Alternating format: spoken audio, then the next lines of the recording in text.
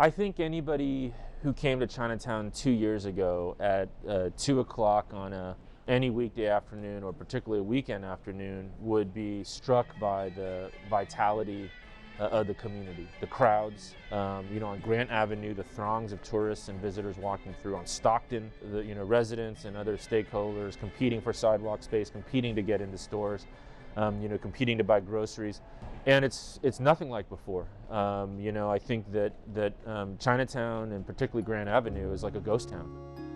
Before the pandemic, our machine is on. Just turn on, let people see how food can make.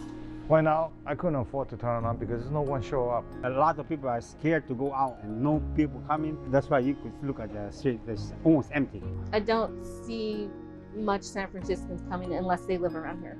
We, don't know from day to day whether we can open, not open, especially for the restaurants. It's tough for everybody to sustain. There is not nearly the kind of visitation we had, and the community, it feels depressed. It's just terrible, miserable, and we have no business, no people there. Normally this place is packed up. We were hit early on because of the xenophobia. We have about 930 storefronts in Chinatown. I would be surprised if even 150 were operational right now.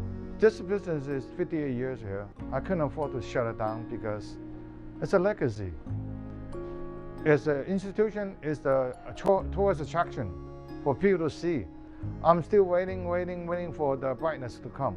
For us, we've been here for 100 years. Yeah. And this is like everybody's second home, We're just more than just a backdrop for people's photos and for filmmakers.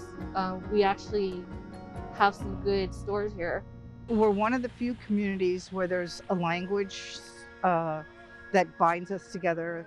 The fact that we are an immigrant population, that our community is small. It's like being in a village within a city. We know each other. And I think the pandemic has really brought us much closer together. We launched a meals program called Feed and Feel Chinatown. Over the course of 2.5 months, we were able to provide 122,000 meals using 34 Chinatown restaurants. And my hope is that as we come out of the pandemic, that this goodwill, that people remember the fact that coming together was the key for us.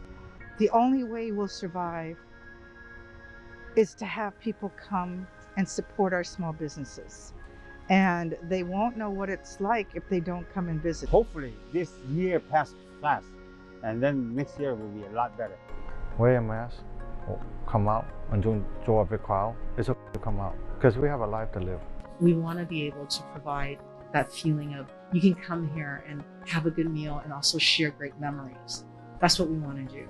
I want to tell the people, come back here and support the locals. Support what you grew up as a child. This is the spot.